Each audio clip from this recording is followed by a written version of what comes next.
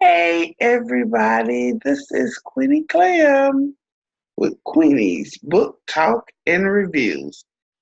And today is Blog 7. And I am reading Mim's Christmas Jam by Adrian Davis Pinkney. Pretty cover. All right, let's get started.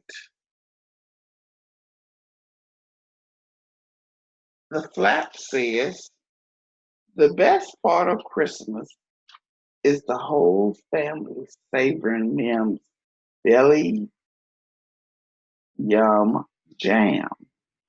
But Sarah Lean's,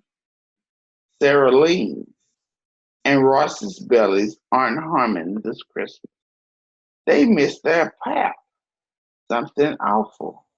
Instead of decorating the tree with them, Pap is far away in New York City, digging a hole for something called the subway. Pat wants to go home for the holiday, but his bosses have decided there will be no break, even for Christmas. It seems it's going to be one miserable holiday for everyone until a gift from Sarah Lean and Royce proves that even the fierce boss just might have a soft spot. That's what it's going to be about. All right.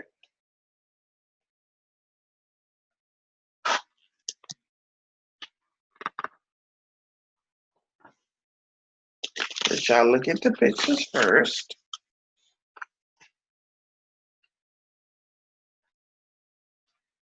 Y'all see the pictures? Y'all see the picture? Okay. Every Christmas season, Pap bundled up Sarah Lane and Royce and took them to chop down the biggest tree they could find on their plot of land called Wildroot.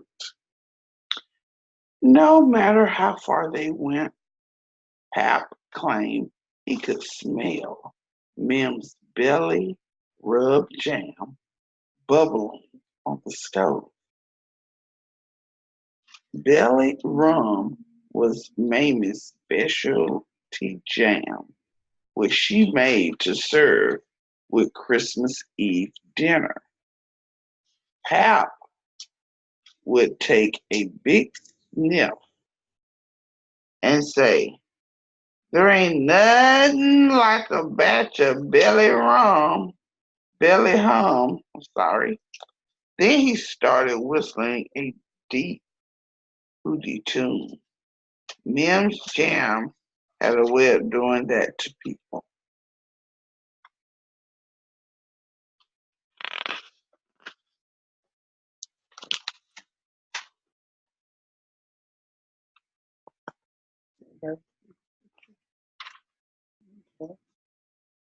All right. But this year, 1915 was different.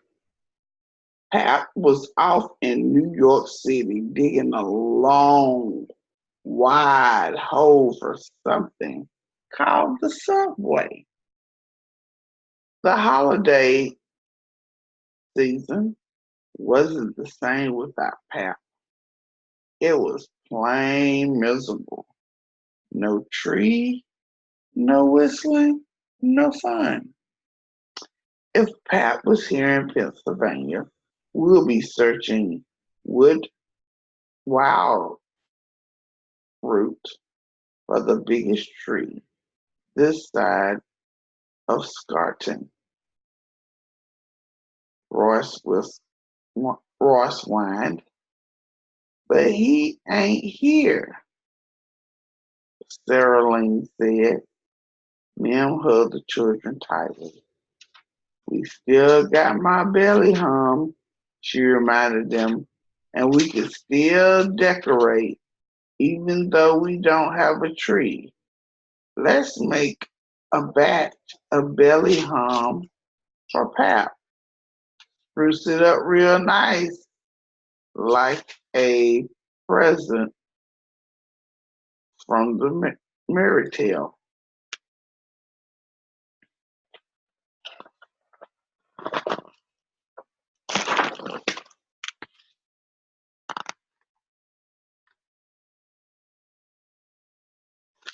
Yeah, I see the picture.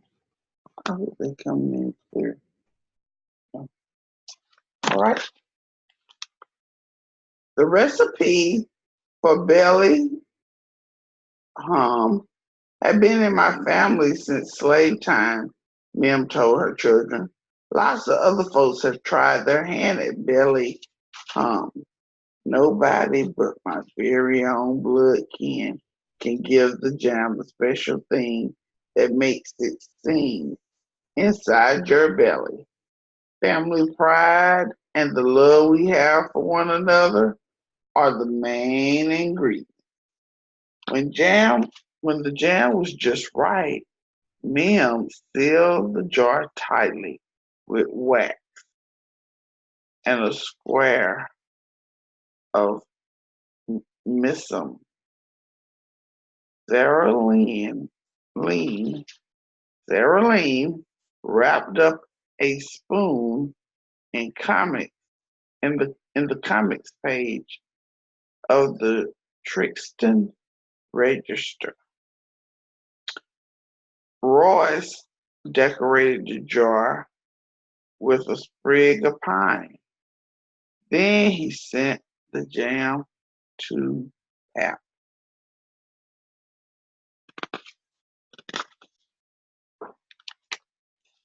That must be Pap working on the subway.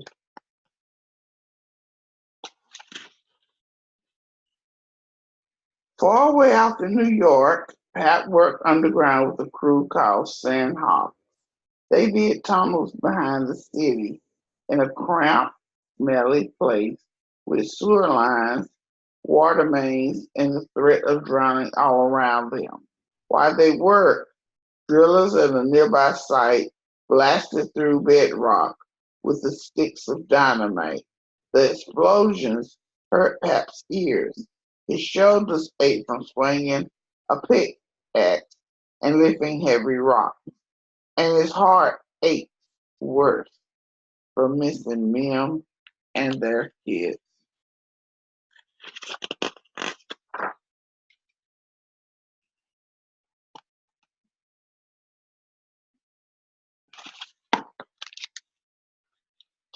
The workers called the dig site.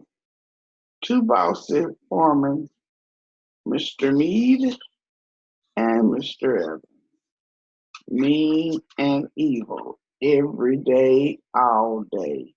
Mean and evil yell. Keep drilling, keep pounding, keep picking and hauling, keep blasting, keep loading, keep sweating, keep crawling. One day, as Christmas drew closer, Hap and his friends Donovan, Gil Itty, and Jones began to sing carols to make the work go faster and to ease the pain of being separated from their families. When Mean and Eva heard the Sandhouse singing, they hollered, "Ain't no time for holiday cooning and soft soul sentiments. For every minute you men have wasted, you'll be digging and hollering on Christmas Day. Now get back to work."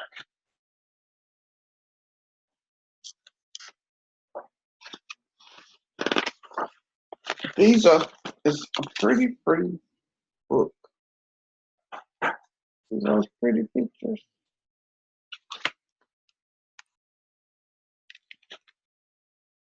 That evening, the bustle holiday shoppers made Pap miss the laughter and good times of Wild Roots holiday season even more.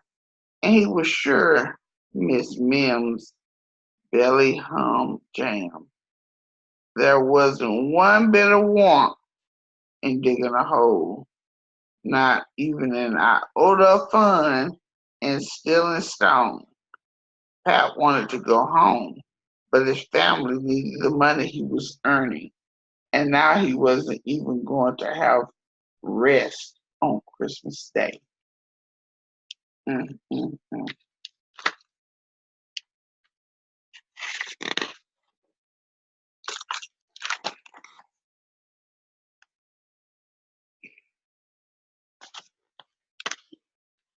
Then on Christmas Eve, a strange thing happened. The jar of belly hum from Mim and the children arrived. Pat whistled as he carried the jam to share with his friends. But then, but when he offered it, his friends refused. You better put that stuff away, they warned. If mean and evil catches us, we'll be bringing in the holiday with 20 extra verses of drilling, howling, blasting, and crawling. As soon as the men spoke, Mr. Mead and Mr. Evans came around to inspect. What is going on here? Mean snarled.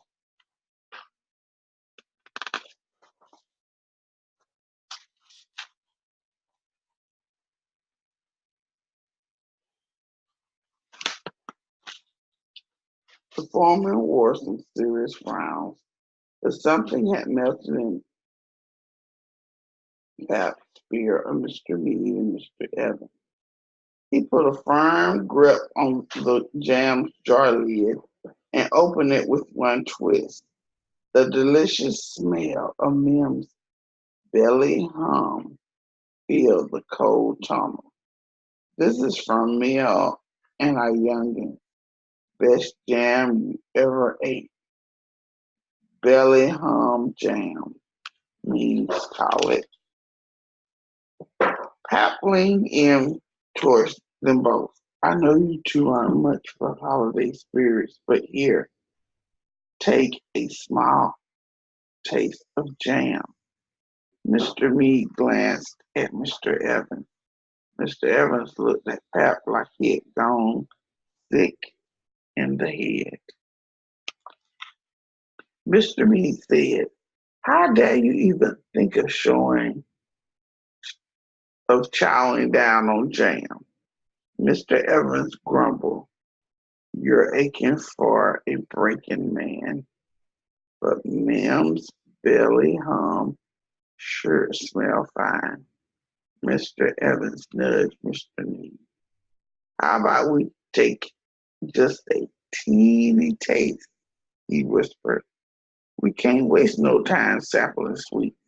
We got work to do, Mr. Mead growled.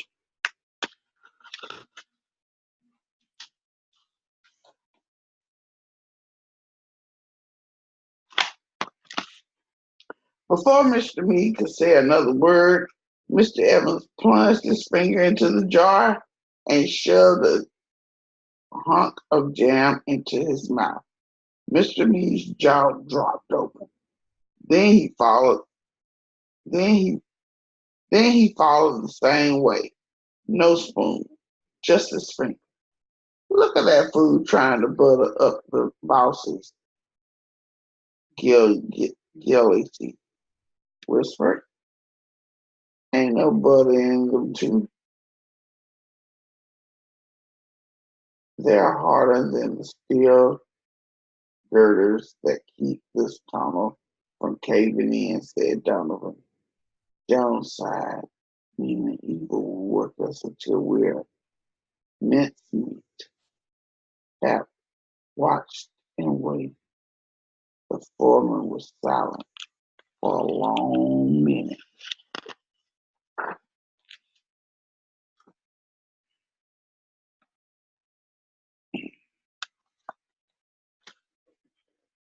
Finally, both foremen let out a small groan.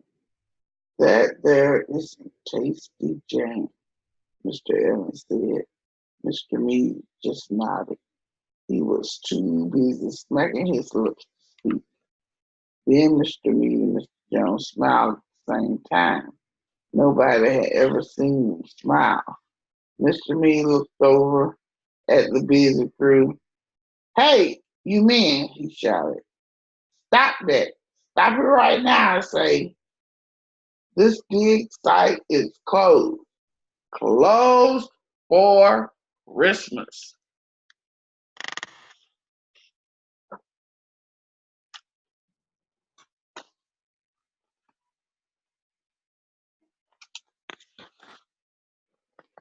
At first, the men couldn't believe what they were hearing. They kept on working, but Mr. Meade called out, Stop drilling. Stop pounding. Quit. Quit drilling. Quit pounding.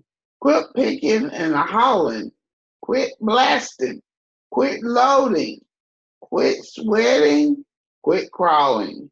One by one, the men stopped. First, the chiselers set down their pick. Then the sandhogs laid their shovels and pickaxes to rest. And finally, the rock men, who cleared miles of dirt, put down their rusty buckets. Everyone in the tunnel fell quiet. Then Mr. Meade said softly, Merry Christmas, men. That gave his jar a belly hum to the foreman. Merry Christmas to you, he said.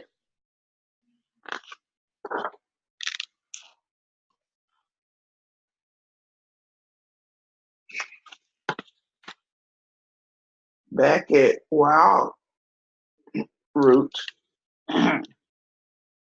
Ma'am and the children were singing a Christmas evening hymn by the fire. Outside, a hooty whistle blew forward. It came quietly at first, then louder and closer. Sarah Lane, you hear that? Royce asked. Sounds like Papa's whistle. That just couldn't be, said Sarah Lane. Must be an owl. Mim was listening hard. She hushed Royce and Sarah Lane. No owl, she said. Soon the hooty whistle had heavy footsteps with it. Mim threw open the window. Royce called out, Pap, Pap, is that you? And right then a voice sprang from the night. Mim, Royce, Sterling, Sterling, I'm home.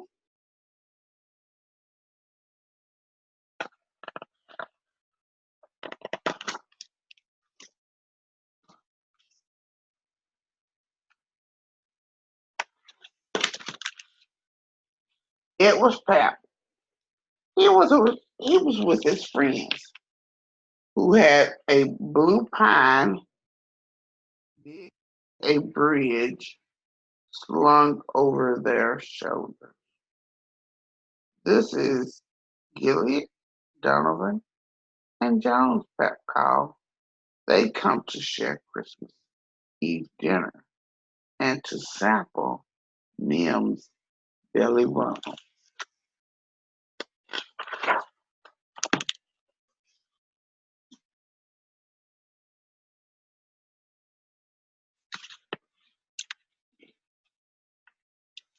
That night, as Christmas settled up to Wild Root, Mim read a prayer of thanks for Pap's return and for the gift Belly Hum had brought.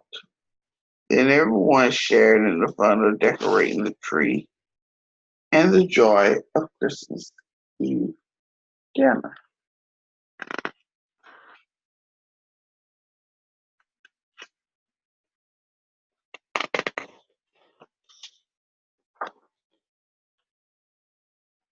The end. And then at the end it has Mim's Belly Jam recipe.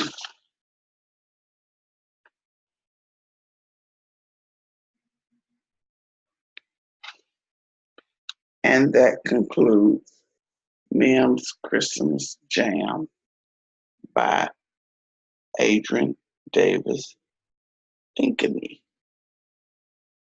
I hope y'all enjoyed me reading this children's Christmas story to you. This is Vlogmas number 7. I really hope you enjoyed it. And again, this is Queenie Clem with Queenie's Book Talk and Reviews. Have a nice evening and happy reading. Good night.